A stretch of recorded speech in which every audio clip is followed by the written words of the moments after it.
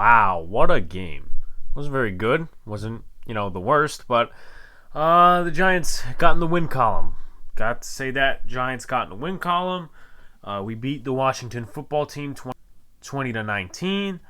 A lot of stuff to go over.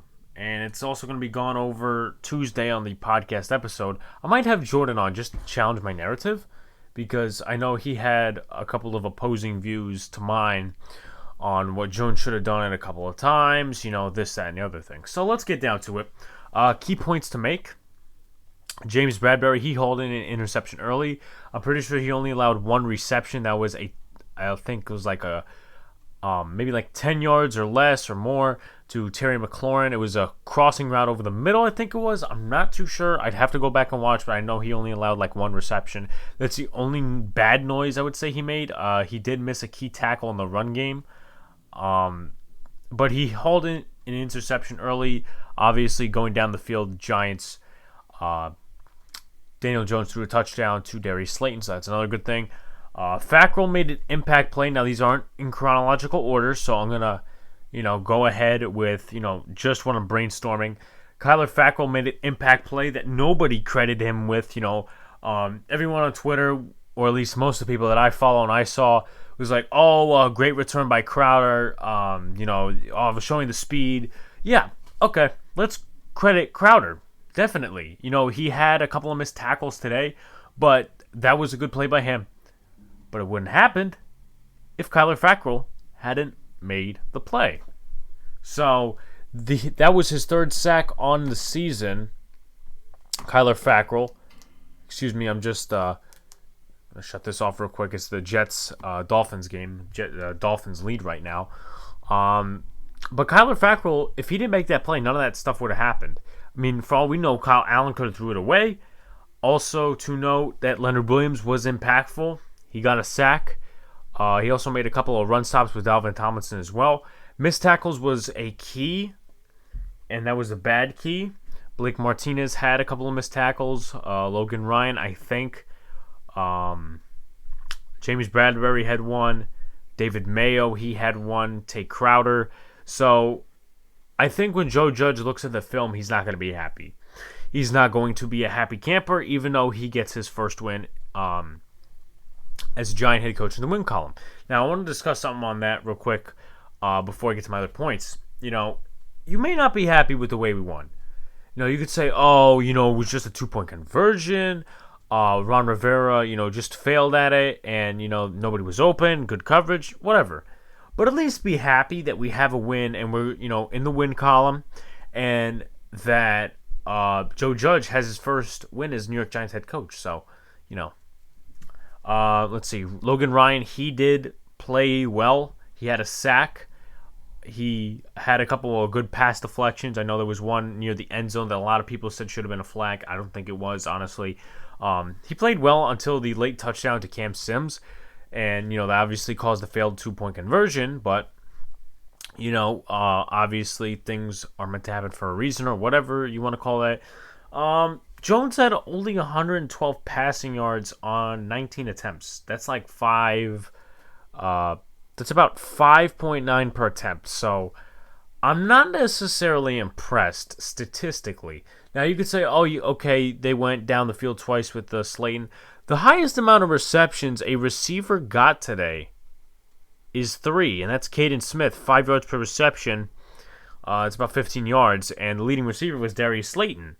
He had a 23-yard ball, and he also had an 18-yard ball. So that's just something to make note of. They rushed the ball pretty well, I would say, between Jones and Devonta Freeman. All the people were saying before the game, Devonta Freeman, he's last in expected yards per carry, this, that, and the other thing. Well, he's showing something.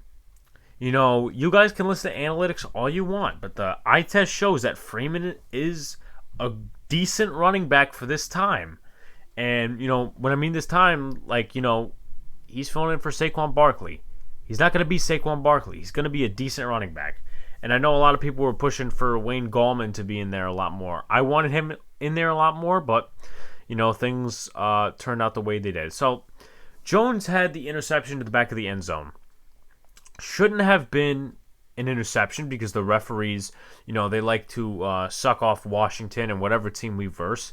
But let's go down to like the realistic side of it, and obviously what I just talked about was realistic. But Jones should have not thrown that ball.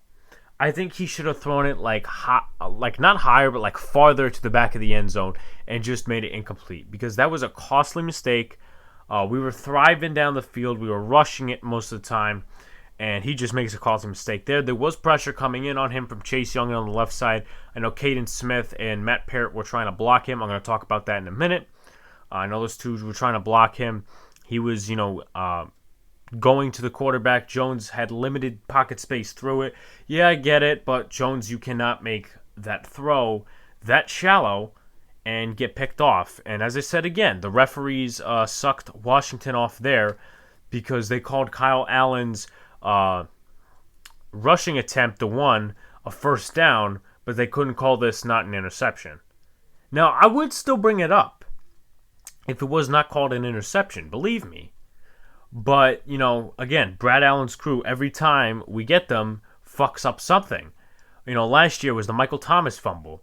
The year before that, it was a couple calls in the Colts game. The year before that, it was a couple calls in the Eagles game. So, his crew isn't fucking good. Either it's him or the people they place him with. Let's see, Jones throwaway. So I actually had an interesting debate that I really didn't want to take part of, but I had to stick up for my views. So I was texting in the All New York Sports, business chat kind of thing with all the writers, and me and Jordan, were talking about it, and he was like, why is Jones making that throwaway? That was nearly intercepted. And I'm thinking to myself, look, yes, that may have been intercepted, and if it was, I would talk about it. But what is he supposed to do there? He did have Austin Mack open, I get that. But what is he supposed to do there? He's got pressure coming from the left side. He's rolling out. Yeah, he could have threw it somewhere else, but he threw it away, and just be happy for that. It's not a turnover. Again, that is a mistake that maybe he didn't see Mac open, or maybe he didn't throw out of bounds enough, but, Jordan has his opinion. I have mine, and I respect both.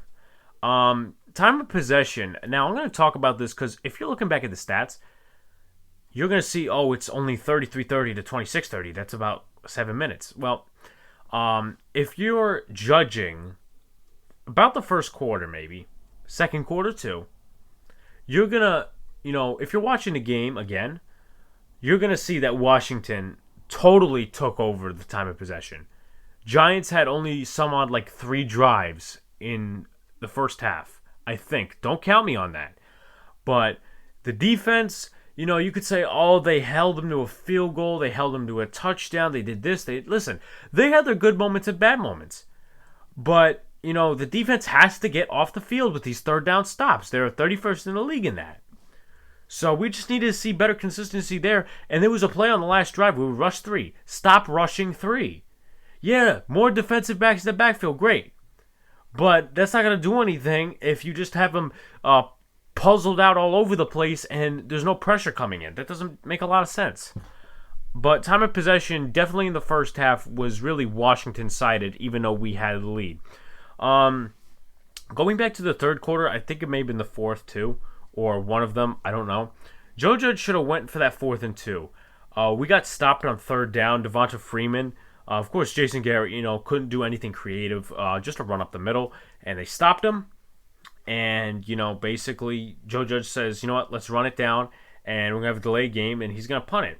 I wasn't necessarily happy about that. I'm like, look, you're 0-5. You have to make that move of, being aggressive. Because if you're not aggressive now, what makes you think you're going to be aggressive in the future when you have a winning team?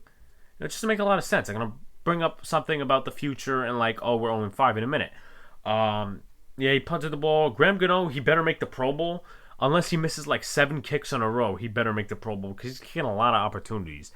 About this Andrew Thomas thing. Now, obviously, I had the live stream, and I didn't find out till 7 minutes after that Andrew Thomas was not starting. I said, wow, Matt Pert, he's left tackle. And I said on Twitter, I said, look, I don't think this is the greatest idea of them all.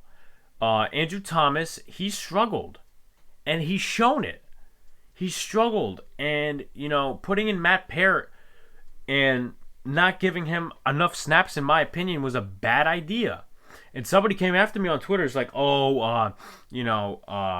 Joe Judge, he thought this was the best decision. Look, and I even said in my quote, I said, that's my first impression. I will change my mind. So I don't know if that was, just to question me or either just to clarify what I was saying. That's a first impression. I said, first impression, Giants bench Andrew Thomas. Don't think this is the greatest idea of them all. Matt Peart's in at left tackle against Chase Young. He's never faced Chase Young. But, we'll see what happens. I'm ready to change my mind. And somebody, as I just said, Joe Judge felt he needed to make this decision. Thomas is struggling based on what? He's raw. A couple of the Rams snaps, as decent they have may have been, Parrott was getting beat off the edge at right tackle on some plays. So let's not jump the gun here. Let's not. Andrew Thomas, the plays he did get, especially that one run play against Montez Sweat, he tried slapping him, and it didn't work. You could try that in college, bud, because we've seen that play. I've seen it 1,000 times. I don't know who they versed. It may have been LSU, where he slapped the guy to the ground, and I think it was DeAndre Swift who took off. Listen, the slap didn't work, and you show the lackluster effort there. He did show the lackluster effort there. So it just doesn't make a lot of sense. I'm just really confused by his struggles. I'm not, confused. I should reword that. But, he's got to play better. He has to play better. And, the discipline thing may or may not have worked. Because I don't think it did, to be honest. People saying, oh, it's not performance-based, it's discipline-based. What happened that it was, discipline-based? What, did he punch somebody? Was he Michael Thomas now? It's interesting. It's really interesting. It's 4:46 right now, so I might not get this out till like 6 o'clock. I also got to write a recap article. But for all the people who wanted the Giants to tank for Trevor Lawrence and who hated this win, I'm doing a fake laugh. I know. I may be bad at fake laughs, but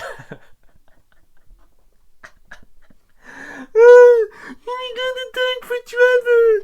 Oh my God. We got to tank for Trevor. We shouldn't have won. Look, listen, I'm not going to doubt that Trevor Lawrence is, a good quarterback. He's one of the best quarterbacks there have been when it comes to college prospects. But why would Dave Gettleman tank for a quarterback that he's not going to select? Why would he tank for the next GM that comes into office? Come on, people. We gotta think here. Giant fans, they could be... Listen, you could be mad that the Giants won this game the way they did, but you can't be mad for the fact that you're wanting them to tank, and then you're saying, oh my God, the Giants should tank.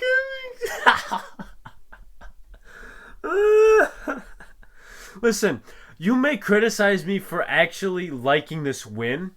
I'm not saying I'm proud of everything, but the fact that I get to play New York Groove is funny, and we get to have a victory Monday for the first time since last year. Since our last win was against the Redskins too.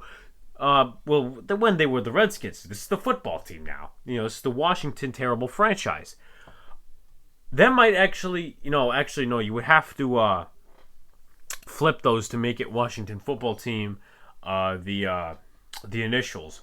But anyway, listen, to finish off this recap, if Trevor Lawrence is there and Daniel Jones does not do good in the season, yeah, consider taking him.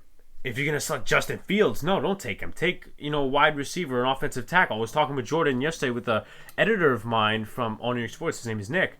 And he's like, oh, we got to take an offensive tackle or a quarterback. I said, not really, because Matt Parrott, okay, we need to give him a shot because we're not going to waste a third-round pick. And, if Trevor Lawrence is there and Jones doesn't do good, maybe select Trevor Lawrence. That's my thoughts. at least. Why are we wasting Matt Parrott? He did some good stuff against Chase Young and the defensive line today. Trust me. I saw more impressive things out of him than I did fucking Andrew Thomas. But, and I said, along with Nick, I said, look, that's not the way I think. The way I think is, and he called me small-minded thinking for this, and I have respect his opinion. He should respect mine, and he probably does. But my point is, look, you need weapons. And I'm not saying Daniel Jones is not wrong or right. He's wrong for his interceptions. I get that, and his turnovers as well. But you need to draft a wide receiver because, look, Darius Slayton, you can't depend on him all the time. Yes, he'll throw up a 100-yard game every 4 games or something like that. Fine. See it as you may. But Golden Tate, he didn't show up today. I don't know when they put him on the field, but he didn't show up today. Prayers up for CJ Board. But he didn't show up on the field today. If the Giants trade him at the deadline or they release him in the offseason, Darius Slayton is your only wide receiver. Sterling Shepard gets concussions and injuries all the time. So you might as well trade him as well, and Evan Ingram too. So you need to select a wide receiver. That's my take on it. Jamar Chase is kind of my main guy for that. You could go in the second round with one, but I would prefer the first round. So, that's my thought on that. Final draft thoughts like that. Select a wide receiver next year if Daniel Jones, progresses at least. If he doesn't progress, take Trevor Lawrence maybe. But also to know, Matt Parrott did better than Andrew Thomas today. And, anyone who thinks that Dave Gettleman's going to tank for the next GM is a fucking idiot. I'm sorry.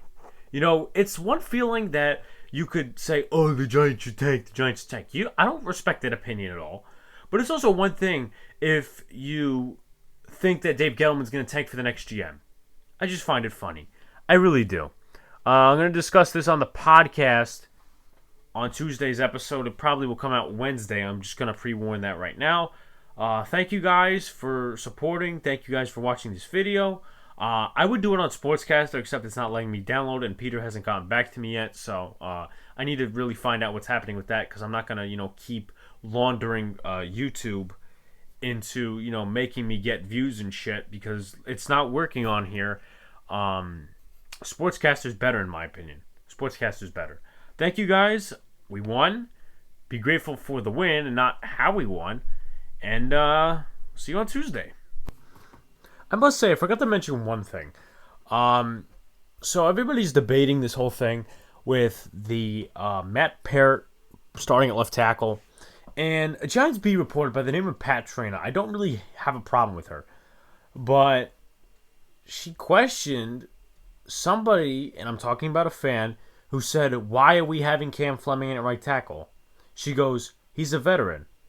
Does the veteran make a difference in this team in the future? No. So that's just my commentating on that. Why are we keeping Cam Fleming in? And he gave up a sack to Ryan Kerrigan, which was partly on Jones because he didn't escape the pocket. He had room in front of him. But why are we keeping a veteran in when a somewhat a little bit promising from his results so far, Matt Parrott, is showing promise at left tackle just a little bit. Maybe switching to right tackle and have him play and get his struggles out instead of Fleming costing us games. Now, I'm not saying we're competing, and that's why I support benching Fleming. You could bench Thomas, you could bench Parrott. But why are we not benching Fleming? It doesn't make a lot of sense. It's like, the whole Julian Love, Antoine Bethea kind of concept. It just doesn't make a lot of sense all the time. So that should have been a penalty on Quinn Williams. But anyway, I just wanted to finish that part up with the video. As I said, thank you guys for supporting. I know I added this extra part on, and talk to me on Twitter.